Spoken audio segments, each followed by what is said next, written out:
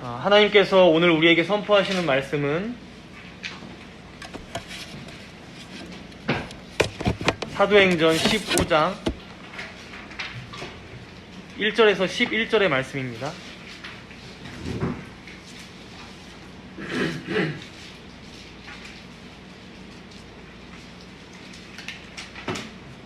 본문은 사도행전 15장 1절에서 35절까지인데 봉독은 1절에서 11절까지 제가 하겠습니다.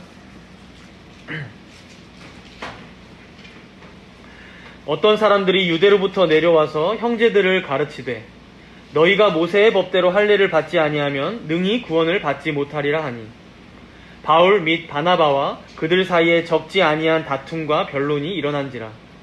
형제들이 이 문제에 대하여 바울과 바나바와 및 그 중에 몇 사람을 예루살렘에 있는 사도와 장로들에게 보내기로 작정하니라. 그들이 교회의 전송을 받고 베니게와 사마리아로 다니며 이방인들이 주께 돌아온 일을 말하여 형제들을 다 크게 기쁘게 하더라. 예루살렘에 이르러 교회와 사도와 장로들에게 영접을 받고 하나님이 자기들과 함께 계셔 행하신 모든 일들을 말하며 바리새파 중에 어떤 믿는 사람들이 일어나 말하되 이방인에게 할례를 행하고 모세의 율법을 지키라 명한 것이 마땅하다 하니라.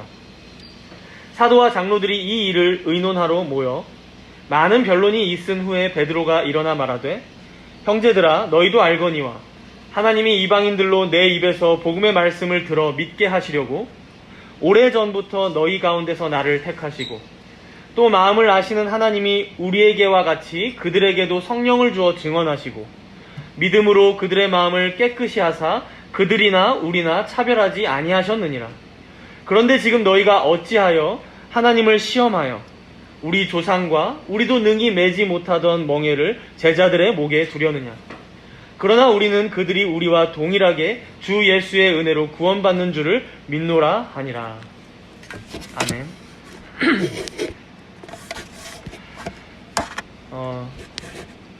헨첸이라는 신학자가 있는데 그 신학자가 오늘 본문인 사도행전 15장에 대해서 이렇게 말했습니다. 사도행전 15장은 이 책의 중심부로서 전환점이며 분수령이다. 과거의 발전들을 마무리 짓고 정당화하는 사건이 등장하고 앞으로 있을 발전들을 본질적으로 가능하게 하는 일이 일어난다. 물론 신학자들이나 목사들이야 어디든 자기가 연구하는 곳이 제일 중요하다고 하고 또 어디든 다 전환점이라고 하다 보니까 또 그런가 보다 하실 수 있겠지만요. 이 신학자의 말이 사도행전 전체 맥락에서 볼 때 상당히 객관적인 판단이라는 것을 우리는 알 수 있습니다. 예를 들어 오늘 본문에 일어난 논쟁으로 바울과 바나바 또 모든 사도들과 장로들이 예루살렘 교회로 모여서 회의를 열게 되죠. 먼저 이거는 기독교 역사 2000년 중에 일어난 최초의 공교회적인 회의라고 우리가 말할 수 있습니다. 최초의 공교회적 회의. 우리가 지금까지 사도행전을 쭉 봐왔지만 예수님께서 승천하신 이후에 예루살렘과 온 유대와 그리고 사마리아와 땅끝까지 그의 복음이 전파되는 과정을 보고 있어요. 그런데 오늘 본문에서 벌어지는 문제는 복음이 점차 땅끝까지 이방인들에게까지 전파되고 있는데 이 복음을 전하는 주체인 교회, 특별히 유대인들은 여전히 율법의 멍에 얽매여서 교회로 마구 들어오는 이방인들을 온전히 받아들이지 못하고 결국 그들과 하나 되지 못하며 분리된 채로 남아있는 어쩌면 반쪽짜리 유대교회로 남아버릴지 모르는 이 상황에서 바로 오늘 예루살렘 공의회를 통해 이 둘의 장벽이 완전히 무너지게 되고요. 이로 인해서 바울을 통한 복음이 진정 땅끝까지 이제 드디어 로마가 가시화되는 그 발판을 만들었던 곳이 바로 이 본문이라는 것이죠. 그래서 여러분 오늘 본문의 아주 중요한 배경이 되는 이 예루살렘 교회는요. 이 공의회 이후에 한 걸음 뒤로 물러나서 21장까지 전혀 등장하지 않아요. 그때도 잠깐 21장에서 등장했다가 들어가고 그 이후에는 전혀 중요한 장소가 되질 않고요. 예루살렘 교회가. 사도 베드로도 마찬가지입니다. 우리가 함께 읽었지만 오늘 회의에서 아주 중요한 발언을 한 번 하고 난 뒤에 사도행전 마지막까지 베드로는 단 한 번도 등장하지 않습니다. 그래서 여러분 어떤 신학자들은 지금까지 사도행전 1장부터 14장까지 오는 모든 내용들이 오늘 이 15장의 공의회 이 얘기를 하려고 그 근간이 되는 내용들을 계속해서 쌓아왔다고까지 말을 합니다. 실제로 오늘 회의 때 발언들을 하나씩 살펴보면요, 지금까지 있었던 모든 일들이 다 근간이 되어서 이들이 회의를 하게 되고요, 이후에 이 15장 이 회의의 결론이 이후에도 이 15장의 이 회의의 결론이 어떻게 교회 가운데 영향을 미쳤는가, 그것을 서술하고 있는 내용이라고 볼 수 있다는 것이죠. 그래서 오죽하면 피츠마이어라는 신학자는요, 사도행전 1장부터 14장까지 영어권에 있는 분이다 보니까 영어 단어 개수를 다 세어봤다고 해요. 그랬더니 총 12,358개의 단어로 1장부터 14장까지 되어 있었대요. 나머지 15장에서 28장까지 개수를 세어보니까 12,502개. 그러니까 단어 수 차이가 거의 나지 않고 딱 반반이죠, 이 15장을 기점으로. 그래서 확실한 것은요, 이 사도행전을 기록한 누가도 그렇고 또 우리에게 계시하고 계신 하나님께서도 그렇고 이 사도행전 15장을 구조적으로나 문맥적으로나 또 내용적으로도 사도행전의 딱 중심에 배치함으로써 굉장히 중요한 내용으로 우리에게 지금 알리고 계시다는 사실입니다. 그래서 이 회의가 어떻게 시작되고 있는지 우리 함께 본문 1절을 읽도록 하겠습니다. 1절입니다. 어떤 사람들이 유대로부터 내려와서 형제들을 가르치되 너희가 모세의 법대로 할례를 받지 아니하면 능히 구원을 받지 못하리라. 우리가 지난주에 마치면서도 잠깐 봤지만 바울과 바나바는 1차 전도 여행을 다녀온 뒤에 안디옥으로 다시 돌아와서 안디옥 교회에 머물고 있었습니다. 근데 바로 그때 어떤 사람들이 유대로부터 내려와서 형제들을 가르쳤다는 거예요. 그러니까 유대로부터 와서. 많은 신학자들은 오늘 본문의 상황이 갈라디아서 2장과 연결되어 있다라고 말합니다. 그래서 그렇게 보자면 2장에 어떤 사람들이 오냐면 야고보에게서 온 사람들이라고 해요. 예루살렘 교회 지도자들 있죠. 그러다 보니까 그 야고보를 등에 업고 이 사람들이 말하고 다니지 않았겠습니까? 그런데 이들이 가르치길 모세의 법대로 할례를 받지 않으면 너네들 구원받은 거 다 헛된 거야. 너네들 구원받지 못해 라고 말했다는 거예요. 우리가 지금까지 사도행전이 진행되어 오는 것을 쭉 봤어요. 사마리아 땅의 혼혈 민족에게도 복음이 전파되고 그들에게도 성령이 임했었고요. 고넬료의 집에서는 심지어 하나님을 경외하는 자들이긴 했지만 완전한 이방인들에게도 성령이 임했었고요. 그래서 세례도 이제 베드로가 베풀었었죠. 그렇게 교회 안으로 이미 이방인들이 들어왔고, 이건 사실 예루살렘 교회에 이미 쫙 퍼진 소문들이었어요. 우리가 이미 봤었지만. 그런데 이들이 지금 주장하는 건 이것과 맞지 않지 않습니까? 그렇다면 이들이 왜 이렇게 말하는 걸까? 우리가 이 어떤 이들이 누군지에 대해서 좀 더 생각해 보자면요, 나중에 예루살렘 교회에서 이제 이 공의회의 결론을, 오늘 본문에서 공의회의 결론을 편지에 붙이면서 이들에 대해서 이렇게 말을 합니다. 함께 본문 24절을 가서 읽겠습니다. 15장 24절이에요. 들은즉 우리 가운데서 어떤 사람들이 우리의 지시도 없이 나가서 말로 너희를 괴롭게 하고 마음을 혼란하게 한다 하기로. 그러니까 이들은 먼저는 교회에서 공적으로 보낸 사절단이 아니었어요. 그냥 자기들이 독단적으로 활동하며 다니던 자들이란 건 분명하죠. 야고보도 사실 보낸 적이 없던 거고요. 어떤 사도들도 보낸 적이 없고, 혹은 바울과 바나바처럼 교회 전체가 파송하지도 않은 자들이었던 거예요. 그냥 우리가 예루살렘 교회에서 지낼 때 사도들한테, 야고보한테 다 직접 듣고 배운 내용들이야. 우리 말이 맞아. 이런 식으로 이제 사람들한테 얘기하고 다녔던 것 같고요. 그러면 이들이 왜 이런 주장을 하게 되었을까? 좀 이들의 입장에서 좀 이해를 우리가 한번 먼저 해보자면요, 이들은 분명히 예수 그리스도를 믿음으로 구원을 얻는다, 이 복음의 진리에 대해서 아예 정면으로 반대하는 자들은 결코 아니었어요. 예수님 믿어야 구원받는 거야 라고 당연히 이들도 그 말씀을 듣고 회심하고 교회에 들어온 자들이었을 거라는 거예요. 그러니까 교회 안에 있죠. 그러나 문제는 이들이 지금까지 쭉 지켜왔던 전통, 관례, 율법들이 문제였다는 것이죠. 이들은 태어나자마자 여러분 8일 만에 할례를 받은 자들이었을 거예요. 어려서부터 구약의 말씀들이 매일같이 귓가에 들려졌을 거고요. 안식일이 되면 회당에 갔었고, 절기가 되면 예루살렘 성전에 갔었고요.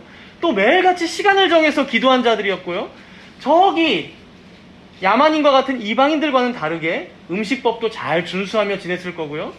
우상의 신당에는 얼씬도 하지 않았을 것이고, 거기서 이방인들이 저지르는 어떤 음란한 제의 같은 것들을 보면서 저 이방인들은 진짜 구원받지 못할 족속들이구나 생각하며 살아왔을 거예요. 그런데 지금 자신들이 예수님을 믿고 세례를 받고 교회에 딱 들어왔어요. 처음에 예루살렘 교회에 들어왔을 때는 아주 행복했겠죠. 헬라파 유대인들, 그러니까 디아스포라 유대인들과 좀 마찰도 있었지만 7집사가 세워지면서 그것도 원만하게 잘 해결됐고요. 교회에 핍박이 있을 때도 도망가게 되어서 저기 사마리아 땅에 혹은 가이사랴 고넬료 집에 복음이 전해져서 이방인들이 예수님을 믿었대, 거기도 성령을 받았대. 좀 미심쩍었지만 그래도 우리와 같은 성령을 받았다라고 하니까 특별한 예외 상황들이 있구나 정도로 아마 생각을 하면서 지냈을 것 같아요. 그런데 가만 보니까 저기 안디옥 교회에서 벌어지는 상황들, 그러한 일들은 심상치가 않은 거예요. 할례도 받지 않은 이방인들이 우리와 완전히 다른 인종인 사람들이 교회의 지도자가 되었다는 거예요. 거기서 파송한 바울과 바나바 두 사람이 전도 여행을 다녀왔다는데 전혀 구약의 하나님도 모르는 자들에게까지 가서 예수님을 전하고, 그래서 그들이 믿었다고 하니까 그들에게도 세례를 베풀고 거기에도 교회를 세우고 왔다는 거예요. 이들이 듣기에는 이걸 계속해서 가만두면 안 되겠는 것이죠. 그러니 여러분, 이들이 수고스럽지만 사실 안디옥까지 온 거예요.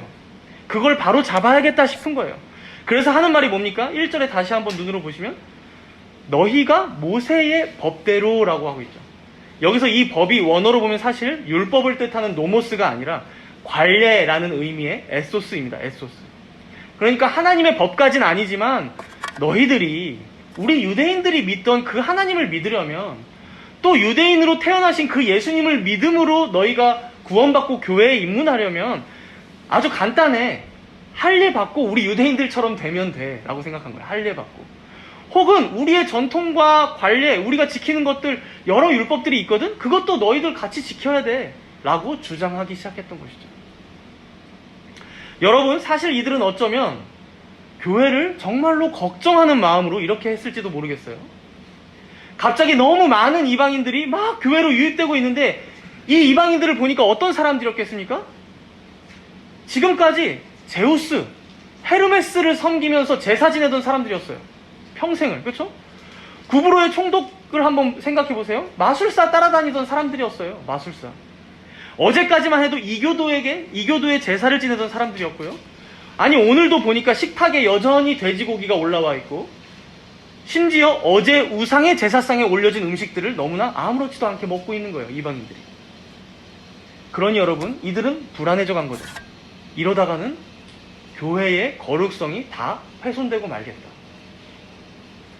교회란 자고로 거룩하신 하나님을 섬기는, 죄가 없으신 예수님으로 인해 구원받은 그의 거룩한 백성들이 있는 곳인데, 이래서는 교회가 도덕적으로 타락하는 것이 순식간이겠다, 두렵고 겁이 났던 것 같아요. 그러니 이제라도 다시 기틀을 잡아보자 라고 한 것이죠.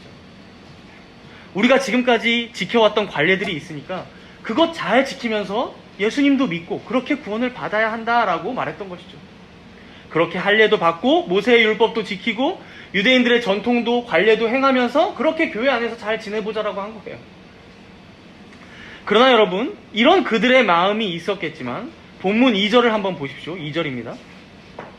바울 및 바나바와 그들 사이에 적지 아니한 다툼과 변론이 일어났다고 해요. 이건 원어로도 보면 그렇지만 격렬하게 서로 논쟁을 벌였다는 거예요. 격렬하게. 바울과 바나바는 이들의 주장을 도저히 받아들일 수가 없었던 것이죠. 여기서 칼뱅은 이 바울과 바나바가 강하게 맞서야만 했던 이유를 말해주는데요. 두 가지로 요약해서 제가 말씀드려보면요. 첫 번째로, 구원은 오직 그리스도의 은혜에만 근거해야 하는데 율법을 지키는 것이 정말 필수적이라면 그 구원은 행위에 의한 것이 되고 만다라는 거예요. 당연히 그렇죠. 결코 우리의 행위로 의롭다함을 받는다거나 구원받는 것이 아니니까요. 그렇죠? 이와 연결돼서 두 번째로요. 성도들에게 그렇게 그리스도의 피로 말미암아 얻어진 자유를 빼앗는 것은 너무나 크고 중대한 문제였다는 것이죠. 이것도 아주 지당한 말이죠. 우리가 복음을 믿고 구원받으면 여러분, 죄로부터 해방됩니다. 하나님의 진노와 저주로부터 해방되죠. 그렇게 모든 율법의 속박으로부터 우리는 자유롭게 되고요. 더 나아가 모든 구약의 의식법으로부터 해방됩니다. 근데 이 짐을 다시 지게 한다? 다시 진다 한들 의미도 없고 소용도 없는 일이죠. 그래서 여러분, 바울이 갈라디아서에서 숱하게 했던 말씀들 중에 몇 구절을 살펴보면서 제가 말씀드려 볼게요. 갈라디아서 2장 21절에 보면요. 만일 의롭게 되는 것이 율법으로 말미암으면 그리스도께서 헛되이 죽으셨느니라. 갈라디아서 5장 2절에는요. 보라, 나 바울은 너희에게 말하노니 너희가 만일 할례를 받으면 그리스도께서 너희에게 아무 유익이 없으리라. 이어서 4절에 보면 율법 안에서 의롭다 함을 얻으려 하는 너희는 그리스도에게서 끊어지고 은혜에서 떨어진 자로다. 하나같이 복음의 핵심을 담고 있는 말씀들인데요. 타락하고 죄로 오염된 우리는 결코 율법을 다 지킴으로써 구원받을 수 없는 자들이며, 그렇기에 그 율법을 다 지키사 순종하심으로 하나님의 의를 온전히 이루시고 우리를 위해 대속하신 그 예수 그리스도의 구속의 은혜가 없이는 우리는 결코 구원받을 수 없다는 것이죠. 혹은 구원에 다가가기 위해 시도조차 해볼 수 없음을 지금 말씀하고 있는 것입니다. 그리고 같은 맥락에서 이 예루살렘 공의회에서 베드로와 야고보, 이 두 사도가 발언을 이어가는데요. 우리가 야고보 사도가 발언한 것은 읽어보진 않았지만요. 본문 6절에서 11절까지 보시면 베드로가 이 내용을 말하고 있는 거고요. 발언하고 있고, 12절부터 21절까지가 야고보가 이 회의의 결론을 내리고 있는 장면입니다. 그래서 이 두 사도가 말한 내용을 잠시 함께 살펴보면요. 눈으로 보시면서 따라오시면 되겠습니다. 먼저 6절에 보시면 사도와 장로들이 모여서 예루살렘 공의회가 드디어 시작되죠. 그리고 7절에 보시면 많은 변론이 있었다라고 얘기하는데, 아마 분위기상 그리고 이제 문맥상 할례와 율법 준수를 지지하는 쪽으로 좀 많은 사람들이 얘기하고 있지 않았을까 싶어요. 사도들은 가만히 듣고 있었을 것 같고, 그러다가 이제 안 되겠으니까 베드로가 나서서 발언을 시작하는데요. 8절에 보시면요. 마음을 아시는 하나님이 우리에게와 같이 그들에게도 성령을 주셔서 증언하셨다라고 해요. 이건 유대인들 너희가 우려하는 바, 그걸 하나님께서 모르시겠냐? 이방인들의 마음이 어떤지 하나님께서 모르시겠냐? 즉 이방인들이 빠져있던 우상숭배나 그들이 규례 잘 못 지키는 거, 그런 거 하나님께서는 그들의 마음을 다 아시면서도 그들에게 성령을 주셨다라는 거예요. 그러면서 9절에 그러나 오직 믿음으로만 그들의 마음을 깨끗이 하사. 그러니까 다른 어떤 할례나 율법 준수의 기준이 아닌 예수 그리스도의 그 이름을 믿는 자들, 예수님을 영접하는 자들이라면 그들을 깨끗하게 하사 그들이나 우리나 차별하지 않으셨다는 거예요. 그러면서 결론적으로 10절과 11절을 지금 베드로가 얘기하고 있는데 함께 두 절을 읽겠습니다. 10절 11절. 그런데 지금 너희가 어찌하여 하나님을 시험하여 우리 조상과 우리도 능히 매지 못하던 멍에를 제자들의 목에 두려느냐. 그러나 우리는 그들이 우리와 동일하게 주 예수의 은혜로 구원받는 줄을 믿노라 하니라. 오히려 하나님께서는 이방인들을 있는 그대로 받으셨는데, 아니 우리 조상이나 우리도 능히 매지 못했던, 결코 다 지킬 수 없었던, 그래서 구약에 너희들 알잖아, 숱하게 우리는 그 율법을 다 지키지 못해서 실패해왔던 역사가 있었는데 그 멍에를, 그 짐을 이제는 우리뿐만이 아니라 이방인들에게까지 지우겠다고? 우리가 오직 은혜로 구원받은 것처럼 그들도 우리와 동일하게 오직 은혜로 구원받은 것이다. 이렇게 베드로는 마무리하고 있는 것입니다. 이어서 12절에 한번 보시면요. 베드로의 이 발언을 듣고 온 무리가 가만히 있었다는 거예요. 무건의 동의를 아마 보내지 않았을까 싶은데요. 이 말을 듣자마자. 그러자 바나바와 바울이 이때가 기회다 싶어서 자신들이 1차 선교 여행을 다니면서 겪었던 일들, 특별히 뭘 얘기하고 있습니까? 하나님께서 그들 가운데에도 행하신 표적과 기사를 얘기하고 있어요. 그러니까 이건 단순히 고넬료의 경우에만 특별했던 게 아니야. 사마리아 지방에만 특별했던 게 아니라 하나님께서는 이방인들 가운데에도 우리와 동일하게 구원을 이루고 계셨어. 우리가 그걸 목격하고 경험하고 왔어. 라고 지금 증언하고 있는 것이죠. 이어서 13절에 보시면요. 이 둘의 말이 딱 끝나자 야고보가 대답하기 시작하는데요. 여기서 이제 우리가 이 야고보의 발언을 단순히 이 회의에 참석한 사람 중 한 명으로서의 의견으로 보시면 안 되고요. 당시 예루살렘 공의회가 예루살렘 교회의 주제로 열렸다면 야고보는 지금 이 회의의 의장 자격으로 사실상 이 회의의 마지막 결론을 내리고 있다고 볼 수 있어요. 노회장, 총회장 같은 거죠. 그러니까 마지막 의견을 다 청취한 다음에 그런 의견들이니 이렇게 결론을 내리겠다라는 거죠. 그래서 여러분 쭉 자기 말을 하다가 저기 19절에 한번 보시면 그러므로 내 의견에는 이라고 하면서 이제 판결문처럼 읽고 있는데, 여기서 쓴 이 의견에는 이라는 단어가 사실 의견이 아니라 크리노라고 해서 판결을 내리다라는 법정적 용어예요. 그래서 세번역에서는 야고보가 판결을 내리기를 라고 하면서 번역을 했거든요. 공의의 전체 결론을 내리고 있는 거죠. 그래서 이 야고보의 마지막 결론을 우리가 좀 살펴보면요. 우리 함께 14절을 읽도록 하겠습니다. 14절입니다. 하나님이 처음으로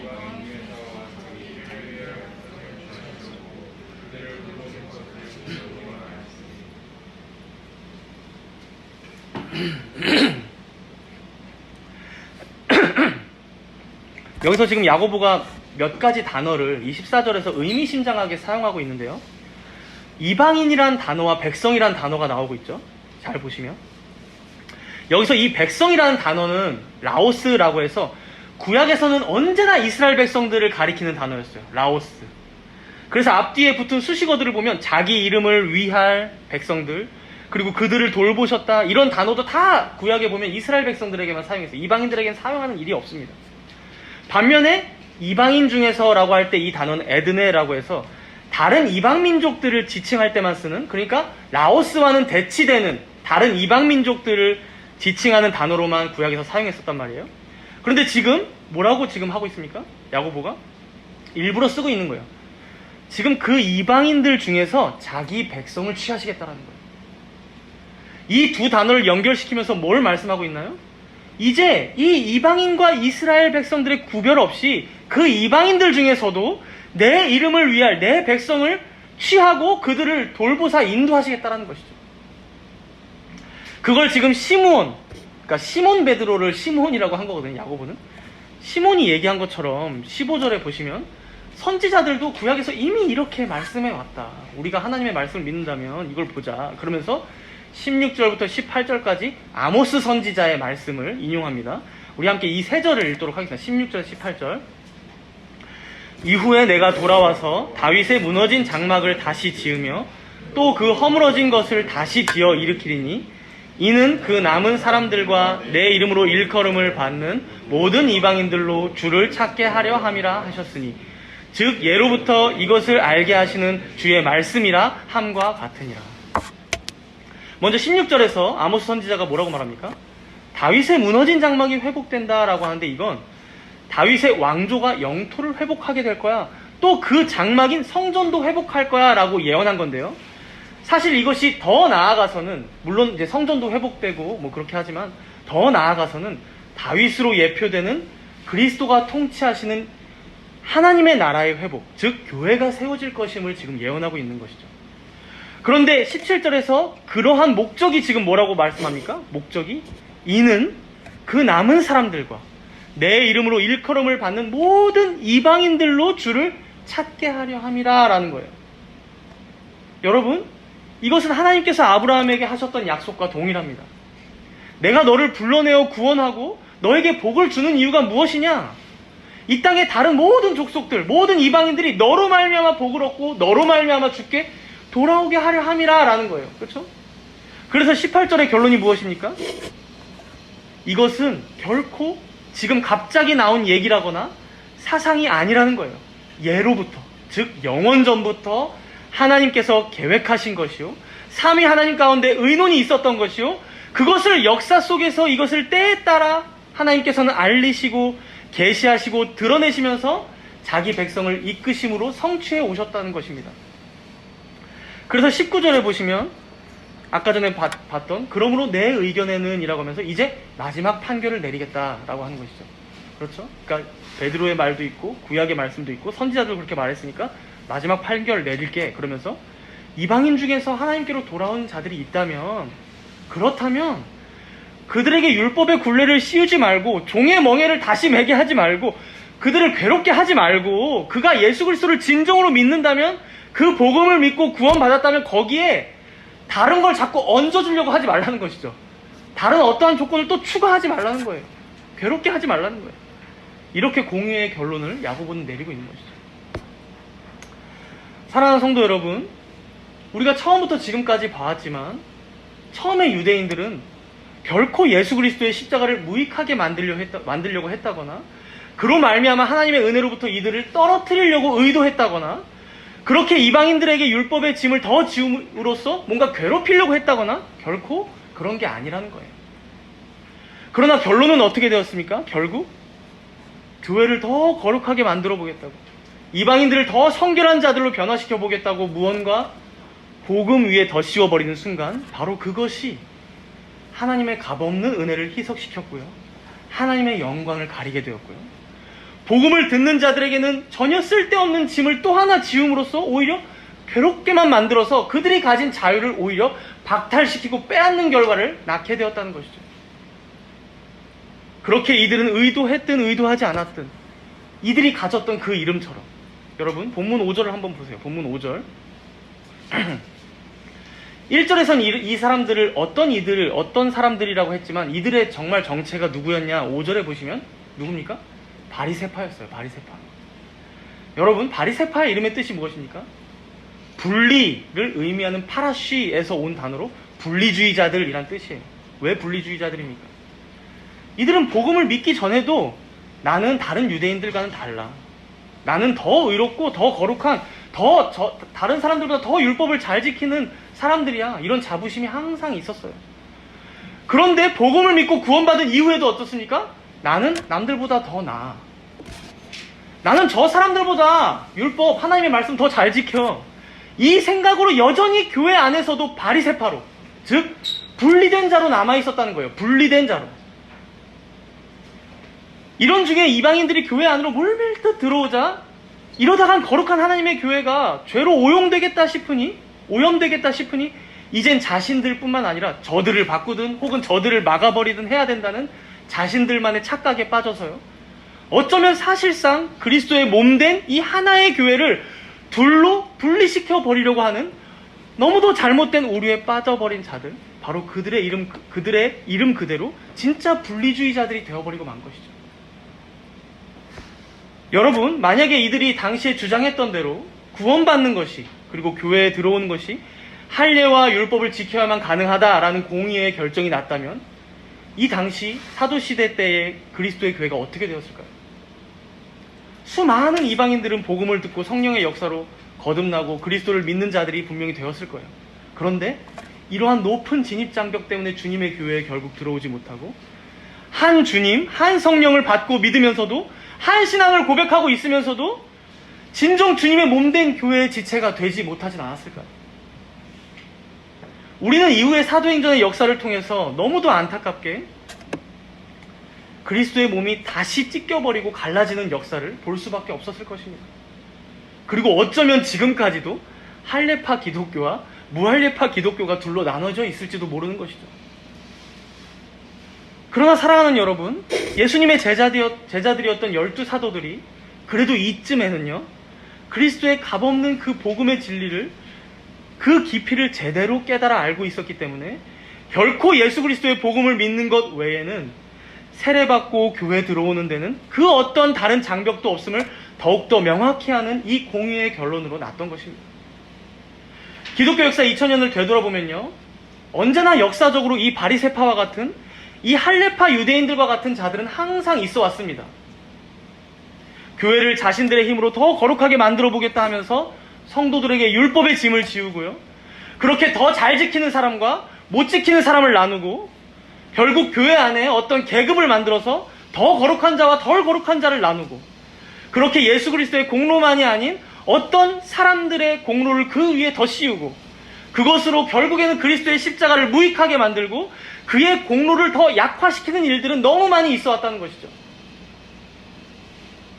그런데 안타까운 것은요, 혹여나 지금의 우리 또한 무려 2000년 전에 예루살렘에 있었던 이 공의회의 결론보다 못한 결론들을 내 마음 가운데 지으면서 살아가고 있지는 않냐는 것이죠.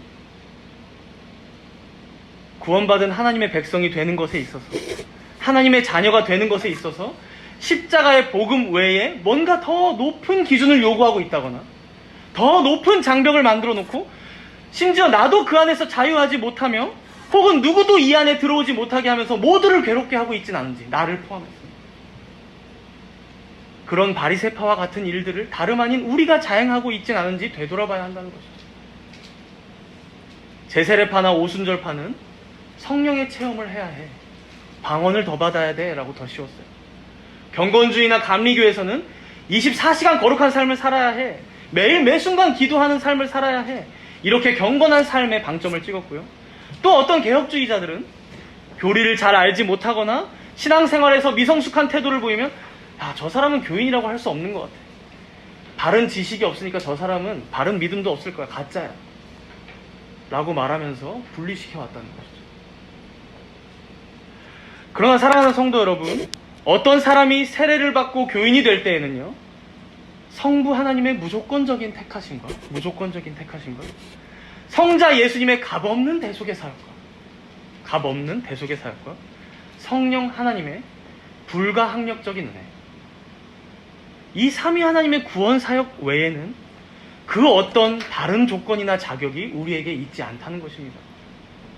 이 구원에 우리의 어떤 율법의 행위는 전혀 영향을 미치지 못한다는 것입니다. 오히려 역으로 어떻습니까?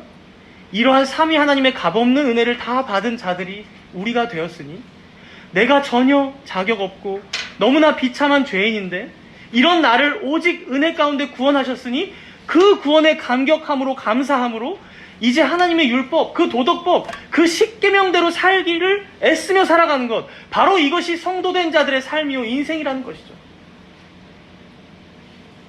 그렇다면 우리는 이 복음의 진리 앞에 먼저는 나 자신을 내가 어떻게 생각하고 있는지 다시금 되돌아봐야 할 것입니다. 혹시 내가 나 자신을 바라보면서 나에게 그 어떤 그리스도인다운 삶의 자세나 태도, 또 말이나 행동이 없다고 해서 매일같이 자책감을 가지고 살아가고 있지는 않은지, 그런 분이 계시다면 여러분, 하나님께서는 여러분들에게 그 어떤 율법의 멍에도 죄의 짐도 여러분들에게 맡겨주신 적이 없어요. 지워주신 적이 없습니다. 그러니 여러분, 그것을 스스로 떠안고 괴로워하지 마시길 바랍니다. 수고하고 무거운 짐진 자들아 다 내게로 오라. 내가 너희를 쉬게 하리라. 이렇게 말씀하신 주님께 나아가시는 여러분 되시기 바랍니다.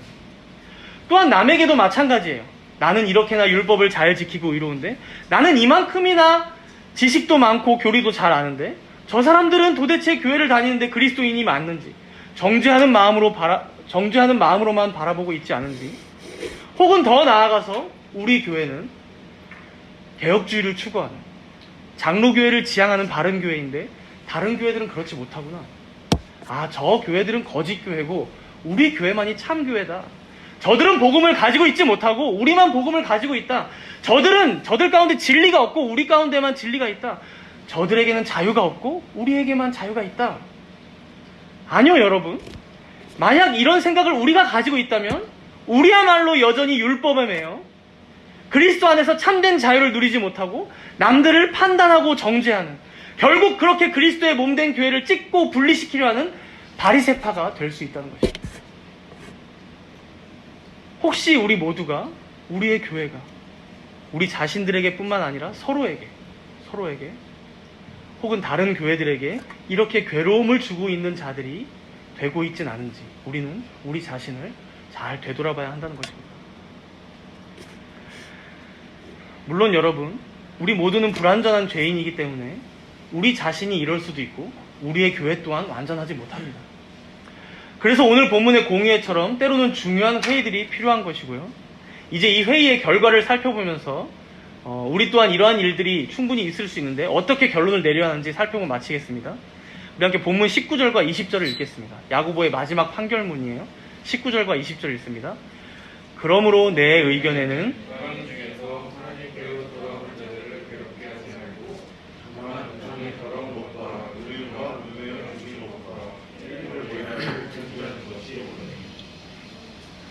우리가 아까도 봤지만 19절에서는 유대인들에게 말한 거죠. 이방인들을 괴롭게 하지 말아라. 유대인들에게 양보를 촉구한 것이죠. 그렇다면 지금 20절에 보시면 이제 이방인들에게도 최소한의 선을 제시합니다. 뭐냐면 이만큼은 너희가 양보할 수 있지 않겠니? 라고 얘기하는 거예요. 그 내용이 뭔가 보니까 총 4가지죠. 우상의 더러운 것, 음행, 목매어 죽인 것, 그리고 피를 멀리하는 것. 사실 이 4가지 모두가 면밀히 살펴보면 우상숭배와 관련이 있습니다. 먼저 우상의 더러운 것은 뒤에도 이제 편지의 내용에도 나오지만 우상에게 드려졌던 음식을 얘기해요. 그래서 이제 당시 이방인들은 우상숭배도 워낙 많이 하고요. 그냥 생활이 우상숭배였어요. 어디 떠나면 향 피우고 이런 것들. 거기 썼던 음식도 너무 쉽게 먹죠. 뭐 과일이든 뭐 짐승이든. 그러니까 이렇게 제시되고 있는 거고요. 우상 숭배하지 말라는 거예요. 그렇죠? 더해서 음행도 우상을 섬기는 신전에서 너무 아무렇지 않게 음행이 행해졌죠. 그게 제의였으니까요. 그러니까 이방인들은 사실 이런 음행에 좀 거리낌이 없었습니다. 근친상간도 많았고요. 이제 그런 관습을 바꿔서 이젠 정상적인 부부 관계 안에서만 해야 된다라고 지금 얘기하고 있는 거고요. 그리고 이제 목매어 죽인 것과 피, 이 두 개는 이제 같이 붙어서 이어지는 건데요. 우상에게 바칠 짐승을 이제 목을 졸라 죽였거든요. 그러니까 피를 전혀 안 뺀 상황에서 그 짐승을 그대로 죽인 상태에서 다쳤다가 그걸 또 바로 먹어요. 그러니까 피채 먹는 거죠. 그렇죠? 그러니까 두 가지 이어지는 거죠. 그래서 여러분, 사실 이 네 가지는 구약의 율법에 비추어 봤을 때도 유대인들이 도저히 받지 못하는 관습이었던 거예요. 마치 서양 사람들이 개고기 못 먹는 거라고 비슷하게 여기시면 돼요. 이건 도저히 우리가 겸상을 할 수가 없는 정도 수준이라는 거죠.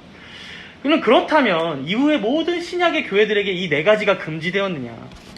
저 신대원 때 제가 아직도 그 기억이 있는데 뼈해장국을 다들 먹으러 갔다가 어떤 전도사님이 선지 해장국을 먹겠다고 하니까 어떤 이제 나이 약간 지긋하신 전도사님께서 선지국을 먹으면 되냐, 피째 먹지 말라고 했는데 소의 피를 이렇게 굽게 한 거를 먹으면 되겠냐, 그거 지켜야지 이러면서 엄청 거기서 논쟁이 있었는데 저는 그냥 웃으면서 옆에서 지켜봤던 기억이 있어요. 근데 여러분, 이건 당시 유대인들의 관습에 따른 결정이에요. 당연히. 그래서 그때만 한시적으로 잠깐 지켜주면서 한 식탁 위에 굳이 안 올려도 되잖아요. 그렇죠? 그러니까 그렇게 하면서 식사 잘하고 서로 유대인과 이방인 간에 식탁 교제 잘하고 한 몸처럼 지내라 이런 뜻이지 지금까지 어디에서나 유효한 어떤 진리로 작용하는 게 아니라는 거예요. 그래서 사실 바울도 이것에 대해서 아주 많이 얘기했고요. 음식들 제사 쓴 거 먹어도 돼 라고 분명히 얘기하거든요. 물론 이제 음행은 또 조금 다르죠. 도덕법으로서 이제 7계명이 분명히 제시하고 있으니까 지켜야 되는 거죠. 그래서 29절에 이제 예루살렘 교회가 편지를 보낸 내용을 한번 보면요. 이 네 가지를 제안하면서 이렇게 맞춰요. 우리 29절을 함께 읽겠습니다. 29절. 우상의 제물과 피와 목매어 죽인 것과 음행을 멀리할지니라. 이에 스스로 삼가면 잘되리라. 평안함을 원하노라 하더라. 그러니까 이거 삼가면서 지키면 교회 안에 유대인들과 잘 지내는 데에는 무리가 없을 거야. 평안할 거야. 그러니까 너희들도 좀 양보하고 도와줘 라고 말했던 것이죠. 그래서 지금도 여러분 이제 제사상에 올린 음식 먹어도 됩니다. 식어서 맛이 없는 것이지. 선지국 드시고 싶으신 분들은 드셔도 되고요. 개고기도 이제 요즘에 문화적으로 너무 말이 많은데 음식이 잘못된 건 아니에요. 그렇죠? 음식이 잘못된 건 아닌데 옆에 누군가가 내가 개고기 먹는 걸 보고 비위상하게 한다든가 겸상을 하지 못하겠다고 하면 그럼 그 사람들 앞에서 뭐하러 일부러 그걸 먹겠어요? 개고기를 먹지 말고 뼈해장국 같이 먹으면 되죠. 그죠? 선지국 안 먹고. 그죠? 그래서 이제 야고보가 내리고 있는 이 공의의 결론을 통해서 우리가 알 수 있는 것은요. 진리 앞에서는 결코 타협을 보면 안 되지만 진리 앞에서는 진리 안에서 이 복음의 정수를 해치지 않는 선 안에서 하나님의 말씀 안에서는 우리가 최대한 서로가 서로를 배려하고 양보하면서 조금 더디더라도 함께 가는 방향으로 결론을 내야 한다는 거예요. 그렇죠? 우리가 특종에서도 봤죠. 웨스트민스터 총회의 결론 중에서 표준 문서 중에서 아쉬운 점 딱 2개가 있지 않습니까? 뭡니까? 기억이 안 나니까 다시 한번 해야 될 것 같은데 독립파에게 하나 양보했었죠. 뭐였죠? 노예는 꼭 있어야만 해라고 장로파는 하고 싶었지만 머스트비로 하고 싶었지만 메이비로 해줬죠. 메이비로 양보해줬죠. 그렇죠? 또 에라스토스파가 막판에 계속 총회의 회방을 놔요. 전쟁 다 끝나가니까. 그렇죠? 조금씩 기억나실 거예요. 마지막에 그러다가 결국 자신들의 입맛에 맞게 수정까지 해서 채택을 결국 해버립니다. 그 총회 안에 있던 에라스토스파 통해서 수정해서 채택하게 됩니다. 잉글랜드에서 채택을 하죠. 거기에 보면 여러분 국가 공직자들이 교회 회의를 소집할 수 있다. 권한이 나와버려요.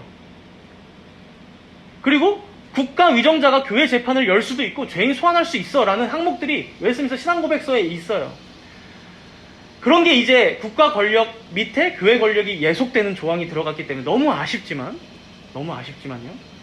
어쨌든 여러분 그런 회방 속에서도 총대들이 끝까지 인내하고 견디면서 결국 법적으로 채택하게 해서 결국엔 지금까지 공신력 있는 장로교회 합법적인 표준문서가 된 거라는 것이죠. 공신력 있는. 그렇죠? 나중에 이제 미국에서 1788년도에 그 에라수스파의 그 내용들은 다 조항을 삭제해버립니다. 그래서 두왕국 이론은 확실히 실천하고요. 그 이제 미국이 딱 세워지면서. 만약에 이 외민총회 때 여러분 생각해볼까요? 장로파가 독립파한테도 우리 양보 안 할 거야. 에라수스파 너네들도 그러면 안 돼 라고 거기서 딱 회의 중단해버렸다면 어땠을까요? 표준 문서가 전해지지 못했을 가능성이 크고, 혹은 전해져는 왔을지 모르겠지만 우리가 보는 외민 문서는 그냥 어디서 회의하다가 그냥 흐지부지 된 정도의 총회라고 우리가 기억할 거예요. 더해서 당시 교회들은 어땠을까요? 장로파, 독립파, 에라스투스파 다 뿔뿔이 더 분열됐겠죠. 그렇죠? 이처럼 여러분, 때로는 교회의 모습이 혹은 심지어 회의의 결과가 우리의 의도대로, 내 입맛대로, 내가 원하는 방향대로, 혹은 정말로 내가 생각하기엔 이건 진리의 내용이라 타협하면 안 되는데, 양보하면 안 되는데, 그런데도 그게 다 되지 못할 때도 있습니다. 내가 하는 양보가 다른 사람들이 하는 양보보다 더 많은 것 같고, 희생이 더 큰 것 같고, 나만 손해보는 것 같을 때가 있을 수도 있다는 거예요.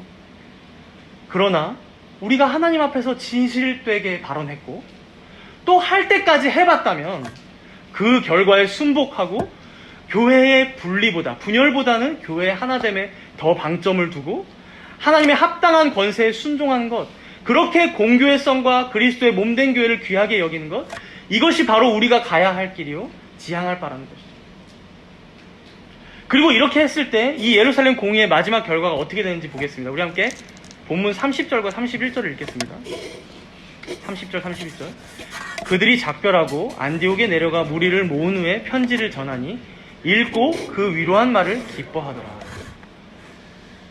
이제 이 편지를 써서 공회의 결론을 다 전달하고 있는 내용인데요. 여기서 읽고 위로한 말을 이라고 할 때 이 위로한 말을 각주에도 있겠지만 권면한 말을, 그러니까 이 야고보가 그렇게 권면한 말이라는 거예요. 이 편지를 받아들고 그러니까 유대인들도 그리고 이방인들도 이 권면의 말을 모두가 얼싸안고 기뻐했다는 것이죠. 비록 서로의 차이는 너무도 컸지만 자라온 환경도 다르고 지켜오던 관습도 생활 방식도 생각도 너무도 달라서 결국 이런 마찰까지 빚었지만, 그러나 결국 이들은 여러분 갈라서지 않았고요, 분열되지 않았고요, 더욱더 서로 섬기고 사랑함으로 이 기회를 통해서 자신들이 그리스도 안에서 한 몸임을, 서로가 하나의 교회임을 더 확인하는 기회로 삼았다는 것입니다. 사랑하는 성도 여러분, 역사적으로 교회들은 어쩔 수 없이 계속해서 분열해 왔어요. 그렇죠? 말씀 해석의 차이로 서로 진리를 따른다 하면서 결국 많은 교파가 생겼죠. 지금에 와서는 그리스도의 몸이 마치 뚝뚝 떨어져 있듯이 서로가 전혀 하나 되지 못하고 있습니다. 이처럼 이 땅의 모든 분열은 인간의 죄의 그 원인이 있습니다. 그러나 사랑하는 여러분, 우리가 꼭 기억해야 할 것은 하나님 앞에서는 결코 그의 교회가 분리되는 일이 없다는 것입니다. 영원 전부터 영원 후까지 하나님 앞에 보이지 않는 교회는 오직 하나이며, 아니 보이는 교회마저도 시대와 장소는 다르지만 하나님께서 보시기엔 하나의 교회로 그 앞에 공교회로 서 있음을 우리는 꼭 기억해야 한다는 것입니다. 우리가 교회의 개혁을 꿈꾸고 또 교회의 거룩성을 더욱더 추구함으로 정진하는 만큼 그보다 더 우리는 서로를 사랑해야 할 것입니다. 또 권면하고 권징하는 데 있어서 더 열심을 내는 만큼 우리는 더욱더 신중해야 할 것입니다. 그렇지 않을 경우 주의 몸된 교회가 찢기듯 분리되는 일은 우리 안에 그치지 않을 것입니다. 우리가 지금까지 숱하게 경험해왔던 많은 교회들에서 결국 서로 사랑하지 않으므로 또 양보하지 않으므로, 어떤 때에는 진리의 문제가 아닌데 그냥 사소한 소통의 문제인데 그것 해결이 되지 않아서 주의 몸된 교회가 분리되는 일들도 우리는 많이 봐오지 않았습니까? 여러분, 우리가 믿는 진리는 하나입니다. 우리는 그렇게 한 주님을 섬깁니다. 그리고 한 성령 안에 거하며 그 성령 안에서 서로 교통합니다. 그렇다면 우리는 언제든 우리의 하나됨을 더욱 힘써야 할 것입니다. 분열보다 일치를 향해 나아가야 할 것입니다. 우리가 어느 때에 이러한 가치가 회복되는 것을 볼 수 있을지는 모르겠어요. 한국의 많은 장로교회들부터 하나 되고 있지 못하죠. 서로 믿는 고백이 거의 비슷하면서도 시도조차 하고 있지 않습니다. 그러나 여러분, 우리는 일치를 향해 한 걸음씩이라도 나아가야 함을 꼭 기억해 주시기 바랍니다. 그렇게 우리는 그저 부천 소사의 작은 교회에서 모이는 어떤 개별적인 교회, 분리되어서 떨어져 있는 그냥 독단적인 교회가 아니라 주님의 몸된 공교회를 이룬 한 지체로서 여기서 모든 교회와 함께 예배드리고 그들과 함께 말씀을 듣고 그들과 함께 영광을 돌리며 나아가는 자들임을 꼭 잊지 마시기 바랍니다. 그리고 우리는 모르지만 하나님께서 정하신 때가 차면 그리스도 안에서 우리 모두가 진정으로 한 몸을 이루는 날이 올 것입니다. 우리의 이 땅에서의 삶은 바로 이 한 몸 된 주의 교회가 완성되고 도래하기를 꿈꾸며 살아가는 자로 이 인생을 살아가는 것입니다. 함께 이 일을 위해 정진해 주시고 또한 각자의 자리에서 자신의 일을 잘 감당해 주시기를 부탁드립니다. 함께 기도하겠습니다.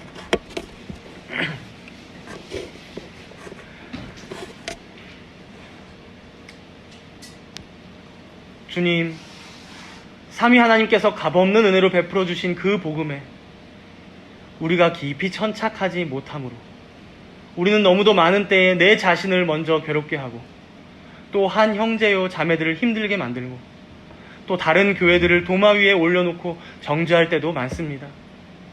이런 우리를 불쌍히 여기사 먼저는 우리 자신이 그리스도의 복음의 진리 안에서 참된 자유를 누리며 살아가는 자들이 되게 하여 주시옵소서.